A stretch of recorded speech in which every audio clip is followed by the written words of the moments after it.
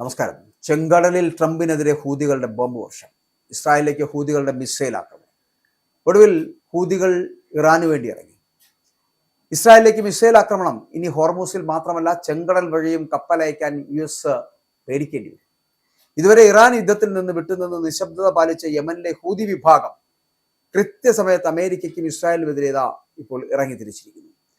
ഇസ്രായേലിൽ തുടർച്ചയായിട്ടുള്ള ballistic missile ആക്രമണങ്ങൾ നടത്തിക്കൊണ്ടായിരുന്നു പശ്ചിമേഷ്യൻ സംഘർഷങ്ങൾക്കുള്ള ഹൂതികളുടെ വരവ് എന്ന് പറഞ്ഞു. ഇതോടെ ഹോർമൂസ് കടലെടുക്ക് മാത്രമല്ല, ചരക്ക് കപ്പലുകൾ ധാരാളമായി പോകുന്ന ചെങ്കടലും അമേരിക്കയ്ക്ക് അപകട മേഖലയാകും.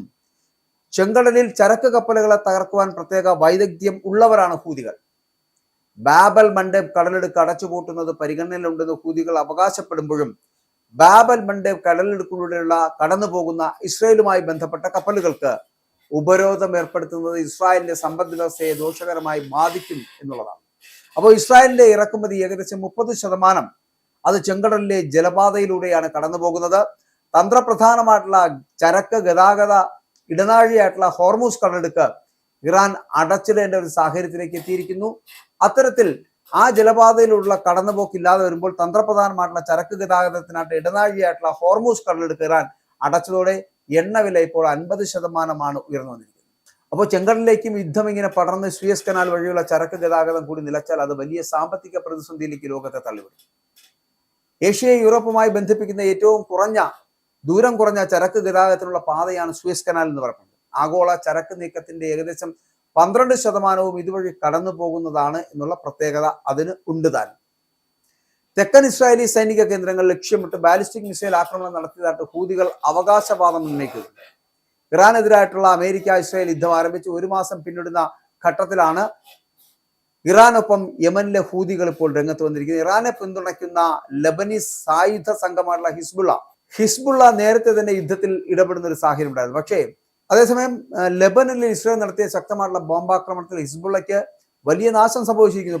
പ്രഖ്യാപിതമായിട്ടുള്ള ലക്ഷ്യങ്ങൾ കൈവരിക്കുന്നതുവരെയും സഖ്യകക്ഷികളായിട്ടുള്ള ആയുധ സംഘങ്ങൾക്ക് നേരെയുള്ള ആക്രമണം അവസാനിക്കുന്നവരെയും ആക്രമണങ്ങൾ തുടരുന്നത് ഹൂതി സൈനിക വക്താവായിട്ടുള്ള ബ്രിഗേഡിയർ ജനറൽ യഹിയ സാരി പറയുകയും ചെയ്യുന്നുണ്ട്. കാരണം സായുധ സംഘങ്ങൾക്ക് നേരെയുള്ള ആക്രമണം അവസാനിക്കുന്നവരെയും ഈ ആക്രമണങ്ങൾ തുടർന്നുകൊണ്ടേയിരിക്കുമെന്നാണ് ഹൂതികളുടെ വാദം. ഇപ്പോൾ സൂയസ് കനാൽ സ്ഥിതി ചെയ്യുന്ന ചെങ്കടലിലേക്കും യുദ്ധം വ്യാപിക്കുമോ എന്നുള്ള ആശങ്കയും നിലനിൽക്കുന്നുണ്ട്.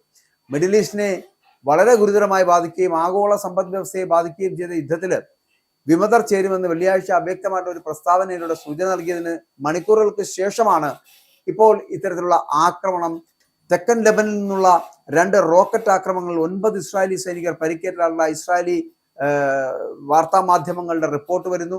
അപ്പോൾ ഇവിടെ ഇറാനും ഹിസ്ബുള്ളയും ഇസ്രായേലിനെതിരെ ആക്രമണം ആരംഭിച്ചതോടുകൂടി കഴിഞ്ഞ ദിവസം മുതൽ രാത്രിയിൽ ബീർഷെബയിലും ഇസ്രായേലിന്റെ പ്രധാന ആണവ ഗവേഷണ കേന്ദ്രത്തിന് സമീപമുള്ള പ്രദേശത്തുമൊക്കെ സൈറണുകൾ മുഴങ്ങുന്നു.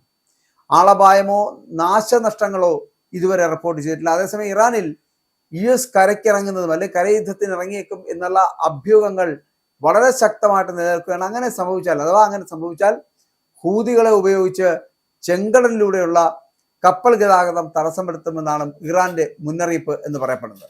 എന്തായാലും ഒരു കാര്യം ഉറപ്പാണ്, ചെങ്കടലിൽ ട്രംപിനെതിരെ ഹൂതികളുടെ അഴിഞ്ഞാട്ടമാണ്, അല്ലെങ്കിൽ വിളയാട്ടമാണ്. അത് ബോംബ് വർഷത്തിന്റെ രീതിയിലാണ് എന്ന് മനസ്സിലാക്കേണ്ടിയിരിക്കുന്നു. മാത്രമല്ല, ഇസ്രായേലിലേക്ക് ഹൂതികളുടെ മിസൈൽ ആക്രമണം നടത്തുന്നു. ഇസ്രായേലികളെ തച്ചു തകർക്കുക എന്നതാണ് അവരുടെ ലക്ഷ്യമെന്ന് പറഞ്ഞു.